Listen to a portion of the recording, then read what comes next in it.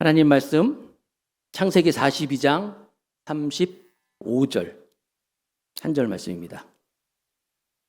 창세기 42장 35절 제가 읽겠습니다. 각기 자루를 쏟고 본즉 각 사람의 돈 뭉치가 그 자루 속에 있는지라 그들과 그들의 아버지가 돈 뭉치를 보고 다 두려워하더니. 아멘. 용서의 사람입니다. 여러분 요즘 창세기 요셉 이야기 잘 듣고 계시죠? 미국에 있는 어떤 지인이 더감사교회 주일 예배에 매일 그러니까 매주 오라는 것을 기다리고 있다고 그런 얘기를 했습니다. 우리 성도들한테는 그런 소리 못 들었는데 저기 미국에 있는 어떤 분이 더감사교회 주일 예배 말씀을 그렇게 기다려준다고 합니다. 오늘도 이거 듣고 있을 텐데 큰 은혜가 되기를 축복합니다. 용서의 사람이라는 제목으로 말씀을 전합니다. 지난주에 20년 만에 요셉과 그 형제들이 만나는 그런 장면을 살펴봤어요. 정상적인 그냥 관계라고 한다면 정말 극적인 만남이죠. 오래전에 KBS에서 이산가족 상봉 그런 프로그램이 있었어요. 근데 얼마나 그걸 보면 남일인데도 그걸 보면서 우리가 얼마나 감동받고 그랬는지 몰라요. 지금도 정상적인 관계라면 요셉과 그 형제들이 20여 년 만에 만나는 것은 정말 극적인 만남인데 이들은 그럴 수가 없었어요. 왜 그랬어요? 지은 죄가 있거든. 형들 입장에서는 오래전에 그 어린 동생을 여러분 창세기 37장을 다시 한번 읽어보세요. 거기 보면 얼마나 그 애절한 그런 게 나온지 몰라요. 동생 막 죽이려고 그러다가 죽이면 안 된다.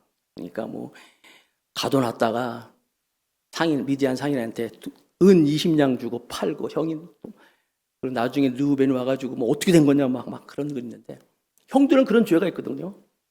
요셉도 그때 팔려갔지만 비록 노예로 팔려서 갔지만 지금은 어떤 상황입니까? 세상에서 요셉만큼 지금 복받은 사람이 어디 있어요? 가장 큰 애굽이란 대제국에 왕의 사랑을 다 받고 있고 뿐만 아니라 모든 사람들이 자기를 다 칭찬하고 사랑하잖아요. 세상에서 얻을 수 있는 걸 다 얻은 그런 위치가 지금 요셉이에요. 그런데 요셉 한 구석에는 아직도 형들에게 배신당한 그런 트라우마가 아직 있었어요. 사람이 여러분 아무리 좋아도 모든 여건이 좋아도 이 사람들과의 관계가 이게 회복되지 않으면요 참 행복이 없어요. 교회 생활도 마찬가지입니다. 여기 100명이 있다. 100명이 앉아 있는데 한 명하고 원수같이 지낸다. 왜 못 나와요? 한 사람 때문에. 그게 사람들의 마음이에요. 그러니까 모든 사람들과 관계가 참 좋다. 이게 하나님의 복인 거예요. 요셉은 지금 그 마음이 있었어요. 형들은 마찬가지로 동생을 팔아먹고 또 아버지를 속이고 아버지가 가슴 아파하는 거 보면서도 그 마음속에 한구석에. 그러니까 이 두 요셉과 그 형제가 둘 다 큰 돌덩이를 안고 있는 거예요. 형들은 동생을 팔아먹었고 20년 동안 그래도 그게 죄책감이 돌덩이가 있었고 요셉도 형들에 대한 그 배신감 이런 것들을 가지고 있었어요. 근데 이 요셉과 형제들이 만났어요. 만나게 됐단 말이에요. 어떻게 만나게 됐어요? 지난주에 우리 살펴봤지만 요셉과 그 형들이 애굽에서 이렇게 만나게 된 것이 이게 쉬운 일이 아니다라고 설명했잖아요. 애굽이라는 나라가 대제국이거든요. 엄청나게 큰 나라고 그 나라에서 지금 이제 흉년이 들어가지고 그런데 요셉이 지혜롭게 다 축적했잖아요. 곡식을. 그래서 그걸 나눠준단 말이에요. 나눠주면 일단 자기 백성들한테 나눠줄 거 아니에요. 예를 들어 요즘 같으면 그러면 애굽에 있는 상인들이 그걸 다 받아가지고 그걸 가지고 또 자기들한테 사러 오는 사람들 좀 외국인이라든지 다 팔 거 아니에요. 이게 얼마나 많이 있겠어요. 장소가 많겠어요. 그런데 요셉과 형들이 만나게 된 것은 엄청난 우연이 아니에요. 따라합시다. 하나님의 섭리 계획이에요. 하필이면 요셉이 시차로 나간 바로 그 장소에서 또 하필이면 그 형들이 또 거기를 와서 서로 만나게 된 거예요. 그렇게 만났을 때 요셉은 형들을 알아봤어요. 딱 봐도 알았어. 형들은 변한 게 하나도 없어. 그 모양 그 꼴이야. 아주 20년 전이야 지금이나. 근데 요셉은 어때요? 감히 상상도 할 수 없는 엄청난 지금 위치에 있잖아요. 그때 요셉이 그들에게 형라고 가서 얘기한 것이 아니라 자기의 정체를 감추고 뭐라 그랬어요? 정탐꾼 놈들이다 라고 그러잖아요. 정탐꾼이다 라고 해가지고 그들 하니까 이 신의 계시를 갖고 있다는 이 지혜로운 이 요셉이 그렇게 지목을 하니까 그 당시에는 정탐꾼이라고 지목을 받으면 이거 증거가 있고 없고 필요 없어요. 그냥 죽는 거예요. 그런 상황에서 이 형들은 자기들이 정탐꾼이 아니라는 걸 막 변호하잖아요. 살기 위해서. 아니에요. 우리 절대 정탐꾼 아니에요. 우리는 한 아버지의 아들들입니다. 10명이 왔는데 아니 생각해 보십시오. 아들들 10명이 한꺼번에 그 위험한 정탐꾼 일에 올 리가 없잖아요. 그리고 원래 2명이 더 있었는데 한 명은 없어지고 자기들이 팔아먹었는데 팔아먹었던 소리 안 하고 한 명은 없어지고 막내는 지금 아버지랑 같이 있습니다. 라고 하면서 막 설명하면서 우린 절대 정탐꾼 아닙니다. 라고 얘기하는 거예요. 그러니까 요셉이 딱 듣고 아버지가 살아계시구나. 동생도 있구나 알았어요. 그래서 또 압박합니다. 그래? 그럼 내가 그 말을 믿을 테니까 가서 너희들 막내 동생을 데리고 와라. 그럼 내가 믿겠다라고 그랬어요. 너희들이 막내 동생을 가서 데리고 와서 너희들 저기 갇혀 있고 한 명이 가서 데려와서 오면 내가 믿겠다 하면서 그들을 가뒀어요. 며칠 동안? 3일 동안. 3일 동안 가뒀어요. 3일 동안 이 형제들은 야 이게 웬일이야? 무슨 일이야? 하면서 이제 3일 동안 갇혀 있다가 3일 후에 요셉이 또 나타나가지고 이번엔 좀 다른 제안을 하는 거야. 아, 내가 아무리 생각해도 너무한 것 같다. 너희들 다 가둬놓고 한 명 가서 그러지 말고 그게 아니라 반대로 한 명만 남아있고 나머지는 다 가라. 그리고 너희들이 곡식을 사러 왔으니까 곡식 다 줄 테니까 가져가가지고 가족들 다 살리고 그 대신 안 돌아오면 다 죽는다. 이렇게 했어요. 그 당시 대제국 애굽의 총리가 만약에 너희들이 가서 그 막내와 같이 돌아오지 않으면 여기 남아있는 한 명도 죽는 건 물론이고 너희들 다 죽는다라고 협박을 해요. 그러면서 이제 돌려보내는 거예요. 그랬을 때 이 형들이 거기서 이게 웬일이야 하면서 막 그냥 자기들이 막 얘기하는 게 나오잖아요. 얘기를 하면서 자기들은 그랬을 거예요. 오기 전에 들었어요. 애굽이란 나라에 아주 용한 신의 계시를 가지고 있는 그 총리가 있는데 이상하게 다른 나라는 다 흉년인데 애굽에만 풍성하게 있는 것이 그 한 사람 때문이다. 그 한 사람 때문에 그 풍년이었을 때 곡식을 다 저장해 놨다가 막상 흉년이 딱 닥치니까 우리는 몰랐는데 그 저장했던 걸 사람들 다 나눠주고 자기 나라뿐이라 다른 나라 사람도 오는 사람마다 다 나눠주는데도 어떻게 폭리를 취하는 게 아니라 정당하게 값을 치르면서 했다. 소문을 다 듣고 알았어요. 그래서 그러니까 좀 훌륭한 분이 있구나. 와보니까 실제로 또 그런 훌륭한 총리도 보게 되고 그래서 이제 순서대로 자기들 줄 서가지고 이렇게 받으려고 했는데 자기들 앞에까지는 그랬어. 자기들 앞에까지는 다 이 총리가 이렇게 공평하더니만 딱 자기들 순서가 되니까 갑자기 이 총리가 막 도끼 눈을 뜨고 말이에요. 갑자기 자기들한테 정탐꾼이라고 하지를 않나.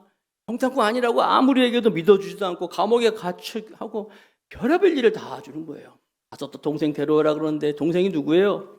아버지가 그렇게 사랑하는 아들인데 보내줄 일도 없고 여러 가지 어려움을 닥치니까 이 형들이 거기서 얘기를 하잖아요. 누가 얘기도 안 했는데 야 우리가 20년 전에 그 나쁜 짓 한 거 그 동생이 그렇게 애걸 보고 하면서 살려달라고 하는데 그걸 살려주지 않고 보낸 그 죄를 우리가 받는구나 하면서 자기네들이 막 회개를 하는 거예요. 여러분 이건 누가 하신 일이에요?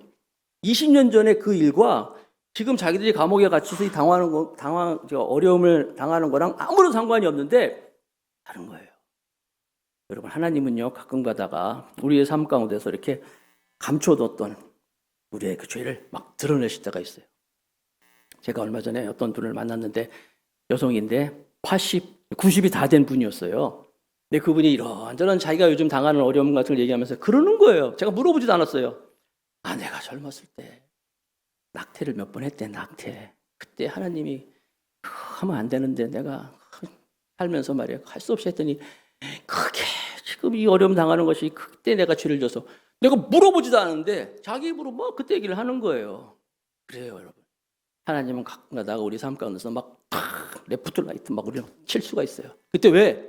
죄라고 하는 것이 시간이 지난다고 없어지는 게 아니고 잊혀진다고 해서 깨끗해지는 게 아니잖아요. 하나님 막 드러낼 때가 있어요. 그럴 때 어떻게 해야 돼요? 예배해야 돼요. 회개해야 돼요.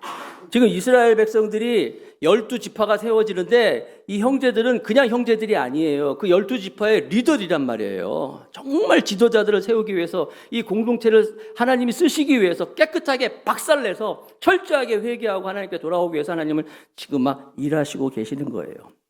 그래서 이 형들이 야, 우리가 20년 전에 그 잘못한 것 때문에 지금 이 죄값을 받는구나 하면서 자기들이 막 얘기하는데, 자기들이 얘기할 때 총리와 자기들 사이에 통역이 있었거든요. 통역하는 사람이 있었는데 설마 자기들이 하는 말 못 알아듣겠거니 했는데 요셉이 다 알아듣잖아요. 다 알아듣고 어떻게 해요?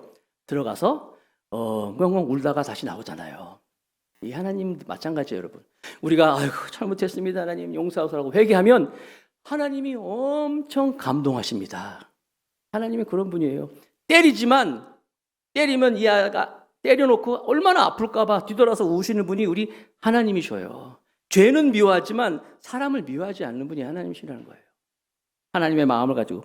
그래서 요셉이 그렇게 자기 문제를 가지고 하나님께 그러니까 요셉이 하나님으로부터 그 하나님의 마음을 가지고 형제들을 용서하려고 했을 때 그걸 보시면서 이제 그 형들이 감동을 받기 시작한 거예요. 그래서 이제 요셉이 이제 다른 마음으로 이제 나와가지고 이제 돌려보냅니다. 다시 보내는데 그냥 보내는 게 아니라 그 곡식 돈으로 받은 것도 도로 자루에 다 넣고 10명이 내려갔잖아요. 10명이 내려간 이유가 한두 명 가지고는 가족들이 다 먹고 살 리가 없으니까 가능하면 많이 갔단 말이에요. 그리고 여러 명이 같이 다녀야지 또 위험하지도 않고. 그런데 그렇기 때문에 충분히 먹을 거 다 챙겨주고 그리고 돈도 도로 다 집어넣고. 그러니까 성경에 보니까 또 양식들도 간식 같은 것도 막 챙겨가지고 보내줬다고 말씀하고 있어요. 요셉 너무 착하죠? 그냥 형들한테 시므온도 잡아놨지만 시므온에도 잘해주고 형들도 먹을 거 잔뜩 주고 집에 있는 가족들을 위해서 충분히 주고 돈도 다시 다 주고 넣어가지고 그리고 그 다음에 간식까지 넣어주고. 세상에 나 같으면 그렇게 안 한다 진짜. 일단 그냥 요새 패고 말이야. 그 다음에 그 우물 같은 데 좀 빠뜨려 버리고 너희들 한번 그 우물 체험 좀 해보라고. 삶의 현장, 고난 현장 체험하라고 그러고 막. 하여튼 그럴 텐데 요셉은 그냥 속도 없어. 그냥 그 형들 먹을 거 다 챙겨주고 돈도 돌어주고 간식도 챙겨주고 보내는 거예요. 이게 하나님의 마음이에요. 하나님은 우리의 삶 가운데서 이스라엘 백성들이 그렇게 죄를 졌잖아요. 그래서 이스라엘 백성들을 훈련시키기 위해서 광야로 보냅니다. 광야로 보내지만 그 광야에서 이들이 죽지 않기 위해서 구름 기둥으로 불 기둥으로 또 곳곳에 오아시스 샘물 다 준비하시고 한 명도 상하지 않도록 인도하신 분이 하나님이셔요. 그러니까 요셉은요 예수님을 가장 많이 닮았다 그랬잖아요. 그런 거예요. 다 챙겨서. 실제로 요셉은 정말 그들을 위해서 다 챙겨주고 있는 거예요. 그래서 그들이 이제 돌아갑니다. 돌아가는데 첫 번째 집으로 돌아가는 일에서 또 이제 깨달음이 있었다. 이벤트를 또 만나. 무슨 이벤트냐? 좋은 이벤트가 아니었어요. 황당한 이벤트인데 성경으로 봅니다. 창세기 42장 26절에서부터 28절 제가 읽을게요. 그들이 곡식을 나귀에 싣고 그것을 떠나더니 애굽을 떠났어요. 한 사람이 여관에서 나귀에게 먹이를 주려고 자루를 풀어본즉 그 돈이 자루 아귀에 있는지라. 그가 그 형제에게 말하되 내 돈을 도로 넣었도다. 보라 자루 속에 있도다. 이에 그들이 다 주목해서 보세요. 혼이 나서 떨며 서로 돌아보며 말하되 하나님이 어찌하여 이런 일을 우리에게 행하셨는가 하고. 자, 상황 이해하겠죠? 돌아가는 거 있어요. 가고 있는데 누군지 모르겠어. 한 명 빠졌으니까 9명이겠죠. 형제 중에 하나가 이상하게 짐이 무거운 것 같아. 곡식이 무거워. 그래서 아구를 보니까 여기 딱 풀어봤더니 거기 뭐가 있어요? 돈이 들어있는 거야. 자기들이 지불한 돈이 그대로 있는 거예요. 여러분, 보통의 상황이면 이게 웬 돈이냐 할 거 아니에요. 할렐루야 할 거 아니에요. 와, 돈이 있네? 돈이 그대로 있네? 할 터인데 이들이 뭐라고 했냐면 여기 보니까 혼이 나서 떨며 서로 돌아보며 혼이 나서 떨며 돈이 있는데 이게 웬 돈이야 하면서 떠는 거예요. 어쩐지 이상하더라는 거예요. 그 총리 이상했어 처음부터. 자기들 앞에까지만 해도 정말 착한 분이었는데 자기들 순서만 돼가지고 갑자기 막 자기들 미워하고 막 정탐꾼이라고 얘기해도 듣지도 않고 감옥에 가둬놓고 막 계속 압박하고 왜 자기들만 갖고 그런지 모르겠단 말이에요. 이해를 못하겠어요. 아마 여러분 같은 왜 우리만 갖고 그러냐고, 우리가 뭐가 잘못했냐고 라고 할 터인데 이상하게 돈이 또 들어있단 말이야. 그 지혜로운 총리가 설마 실수했을까? 서로 말하되 이 실수했을까? 야, 이건 우리를 갖다가 정탐꾼이라 그러더니만 정탐꾼이 아니라 이제 도둑놈으로까지 보는구나. 이 우린 죽었다. 하면서 떨면서 서로 얘기하는. 그래서 중요한 얘기 뭐라고 나와 있어요? 하나님이 어찌 이런 일을 우리에게 행하셨는고. 밟았어요. 형제들이 거기서 비로소 하나님이 어찌하여 우리에게 이런 일을 행하셨는고. 형제들은 하나님을 찾기 시작했어요. 하나님을 보기 시작했어요. 하나님이 역사하시는구나. 그런데 그게 하나님이 왜 이렇게 우리를 힘들게 하는지, 하나님이 어찌하여 이렇게 행하셨는가 하면서 하나님을 생각하는 거예요. 자, 하나님의 역사를 생각할 때부터 이제 길이 시작되는 거죠. 그래서 이제 이들이 이제 돌아옵니다. 돌아와서 이제 아버지를 만납니다. 두 번째, 아버지 야곱을 속이려는 형들.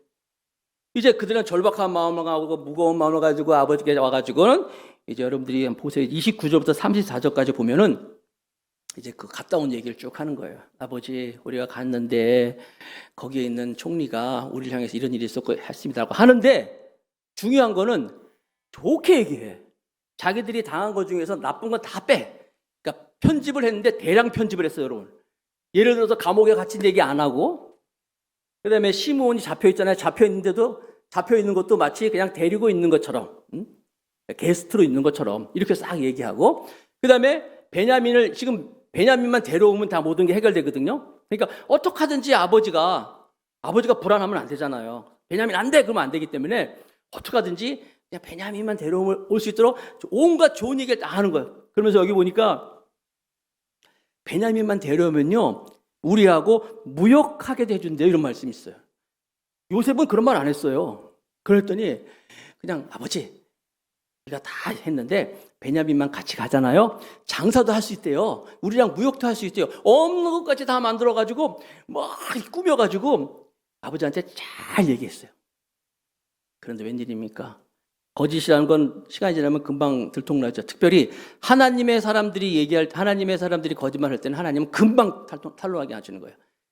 그렇게 얘기하고 얼마 되지 않아가지고 그것이 다 이제 탄로가 납니다. 35절, 창세기 42장 35절. 각기 자루를 쏟고 본즉, 다 좋게 얘기하고 봤더니 각 사람의 돈 뭉치가 그 자루 속에 있는지라. 웬일이야? 한 명만 한테 있더니 전부 다 들어있었네. 자, 그러자 여러분, 돈이 나오면 좋잖아요. 할렐루야잖아요. 좋아할 일이 아니에요. 그 다음 봅니다. 그들과 그들의 아버지가, 야곱이죠, 아버지가 돈 뭉치를 보고 다 두려워하더니. 아니, 돈 보고 왜 두려워해?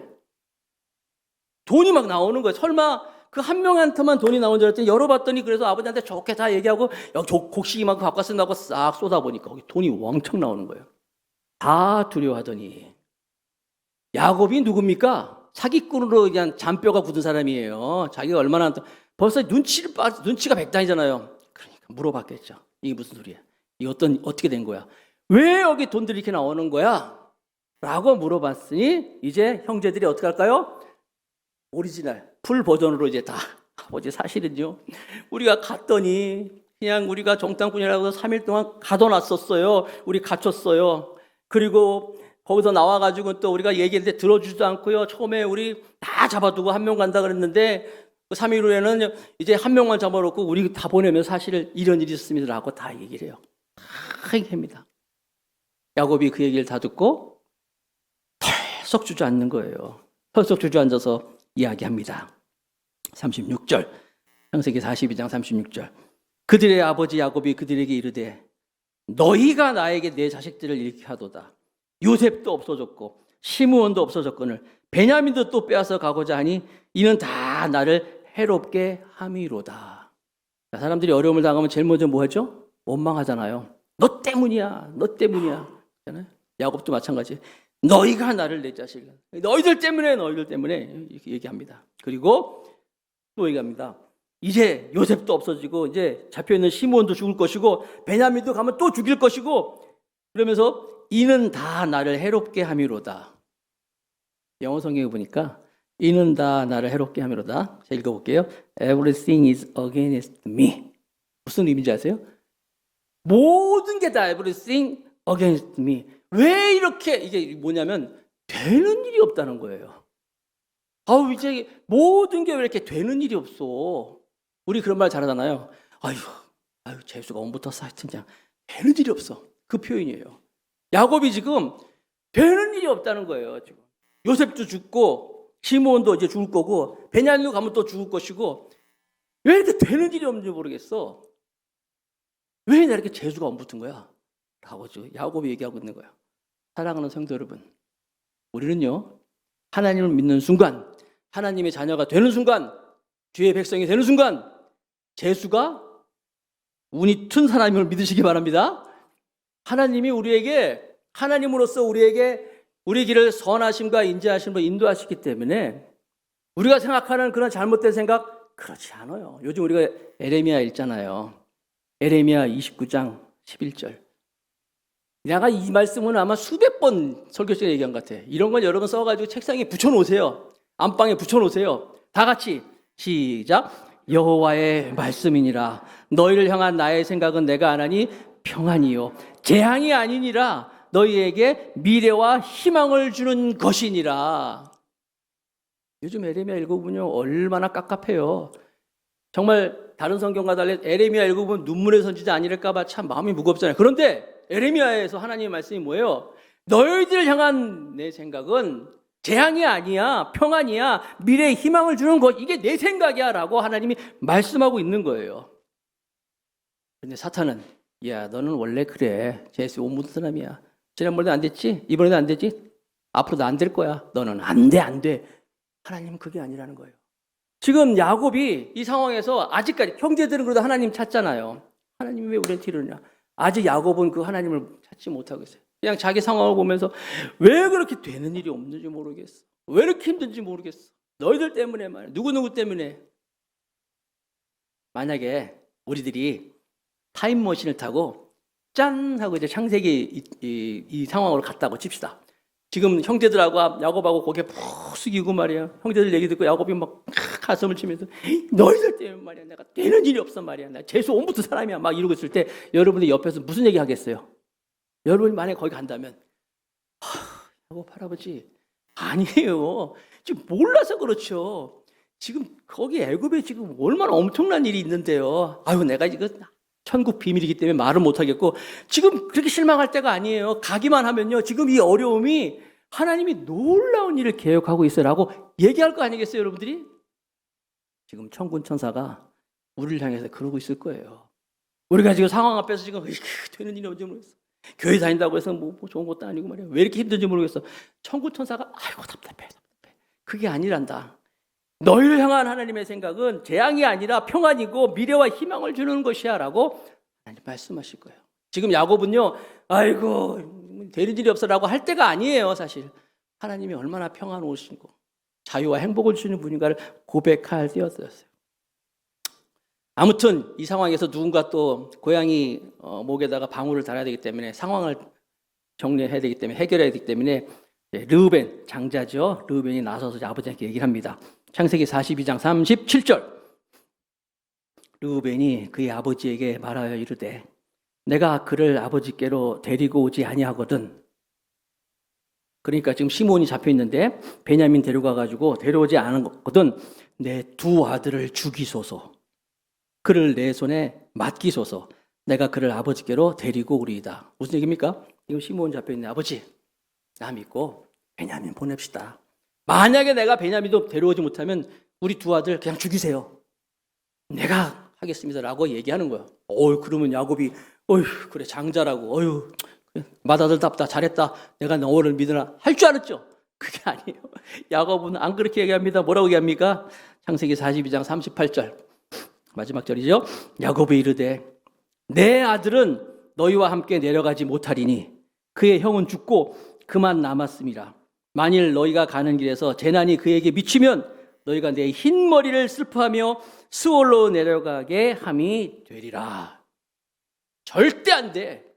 못 보내. 그러면서 뭐라고 얘기합니까? 여기 수월로 내려가게 함이라. 수월이란 말이 그때도 나왔잖아요. 요셉 팔려갔다고 그러고 형들이 와가지고 뭐 얘기할 때 내가 수월로 내려가겠다. 수월이 저승이거든요. 내가 차라리 거기 가는 걸 보겠다 이런 얘기야. 그리고 여기 보니까 보세요. 야곱이 이르되 내 아들은 베냐민이에요. 내 아들은 너희와 함께 내려가지 못하리라.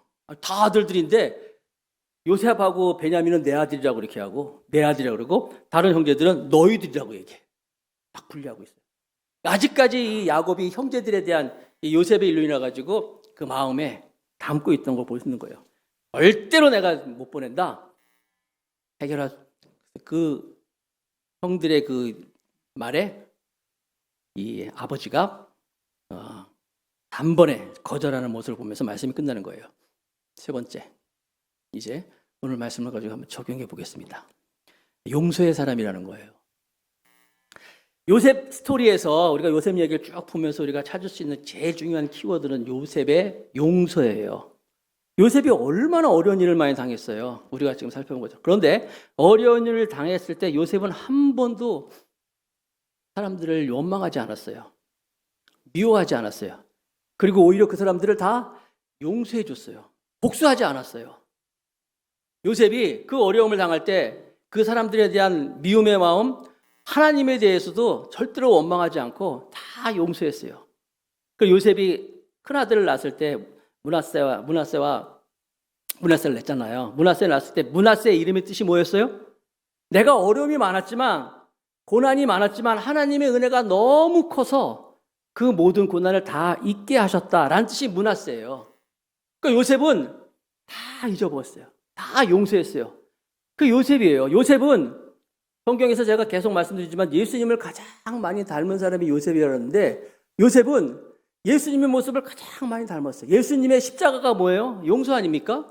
아까도 말씀드린 하나님의 마음, 우리를 용서하고 싶은, 사랑하고 싶은. 그래서 우리를 위해서 예수님을 보내주셔가지고 십자가에 죽게 하시잖아요. 그 예수님의 마음이 바로 요셉의 마음이었어요. 그래서 우리도요, 다른 사람을 생각할 때, 특별히 용서를 생각할 때 멀리 있는 사람, 거창한 거 생각하지 마세요.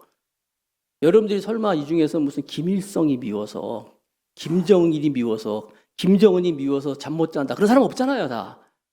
대부분 우리는 바로 내가 용서를 해야 할 사람은요, 멀리 있는 사람이 아니에요. 우리 옆에 있는 사람이에요, 옆에. 쳐다보지 마세요, 그렇다고 또 옆에.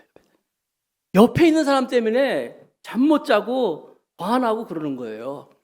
내가 옆에 있는 사람을 용서하지 못하고 옆에 있는 사람을 내가 이해하지 못하고 용납하지 못하면요, 우리가 정말 하나님께서 우리를 향하여서 자유와 행복을 향하여서 미래를 향하여서 우리를 막 보내려 하는데 그게 우리를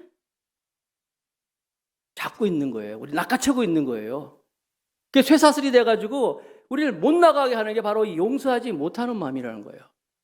처음에 말씀드린 것처럼 모든 공동체 안에서 다 이 용서하는 마음, 용납하는 마음, 이게 없어가지고 우리가 다 나가지를 못하고 있어요. 처음엔 잘 몰라. 이게 여러분 족쇄가 돼가지고 지금은 잘 몰라. 근데 막상 우리가 하나님께서 복 주시려고 그러고 우리를 막 키우려고 할 때 이 족쇄가 나를 잡아당겨버리네. 도로 제자리로 가게 만들어가지고 꼼짝 못하게 하는 게 용서하지 못하는 마음이라는 거예요. 우리나라에 지금 문제가 뭐가 있습니까? 이 용서의 마음 아닐까요? 정치, 경제, 사회, 문화 한번 보세요. 보복, 정치 보복. 나는 정말 훌륭한 지도자가 나와가지고 절대로 정치 보복 안 한다 하고 진짜 정치 보복 안 할 때 그럴 때 우리나라가 통일도 할 수 있을 거예요. 우리끼리 막 이러니까 막 정치가 그렇고 사회가 그렇고 서로 미워하고 용서하니까 하나님께서 아까 말씀드린 우리에게 평안과 기쁨과 큰 은혜를 주시려도 이 족쇄가 용서하지 못하는 마음이 계속 우리를 낚아채고 있기 때문에 우리가 하나님 은혜 가운데 거하지 못하는 거예요. 요셉은 형들을 다 용서했어요. 용서에는 두 종류가 있거든요. 절대적인 용서가 있어요. 내가 정말 용서하는 거예요. 에이 그래 내가 다 이해하고 용서한다. 이거는 쉽지 않아요. 그러나 이 쉽지 않은 거지만 아까도 말씀드린 것처럼 십자가의 은혜, 십자가에 우리가 딱 접속을 해가지고 예수님의 보혈을 그대로 다 다운로드 받으면 그 마음을 가지면 다 용서할 수 있어요. 왜냐하면 예수님이 십자가 아닙니까? 하나님의 사랑 아닙니까? 그런데 이렇게 마음을 가지고 요셉이 그런 마음을 가지고 형제들을 용서하잖아요. 그러나 이 용서가 완전해지기 위해서는 내가 용서하지만 이 사람이 정말 내 앞에서 사죄하고 그들의 사죄가 정말 검증이 될 때 이거 완전한 용서가 이루어지는 거예요. 하나님과 우리의 관계가 지난주에 말씀드린 것처럼 아브라함과 하나님 사이에서 관계가 회복된다 그랬어요. 무엇을 통해서? 믿음을 통해서. 그리고 인간과 인간과의 관계, 가인과 아벨이 파괴해놓은 그 인간과의 관계를 바로 이제 요셉을 통해서 보여주는데 창세기 50장까지 여러분 14장에 걸쳐서 요셉 이야기가 나와요. 이게 뭐예요? 용서예요, 용서. 용서해가지고, 그런데 용서는 이 요셉도 용서하지만 형들의 철저한 회개, 그것이 검증되어서, 그래서 하나님께서 12지파를 이제 세우기 위해서 하나님의 쓰시기 위해서 그들을 세우는 모습인데 그 과정에서 필요한 것은 바로 용서라는 거예요. 사랑하는 성도 여러분, 오늘 말씀을 들으면서 한번 우리의 의식 속으로 또 들어가서 내가 이 말씀 가지고 어떻게 적용할 것인가 한번 생각해 보세요. 용서는 멀리 있는 게 아니에요. 용서는 그 사람을 남을 위해서 하는 것 절대 아닙니다. 용서는 나를 위해서 하는 거예요. 그리고 용서할 때 내가 살고 우리 가정이 살고 공동체가 살아나고 하나님께서 역사하시는 거예요. 하나님, 이 하나님의 용서의 사랑이 우리에게 함께 하셔서 이제 요셉의 용서가 형제들에게 갔지요. 형제들의 이 용서가 또 이제 야곱에게도 가는 거예요. 그래서 12지파가 세워지는 모습이 이제 창세기의 말씀이거든요. 오늘 말씀을 통하여 하나님, 내가 다시 한번 이 말씀 가운데서 하나님의 말씀이 내 마음대로 그대로 다 들어가서 주의 영광을 위하여서 용서의 사람이 되어서 사람들 이해하고 받아들이고 용납하고 하나님의 도구로 사용하길 원합니다. 나를 써 주옵소서라고 나아가는 우리 모두가 되시기를 주님의 이름으로 축복합니다.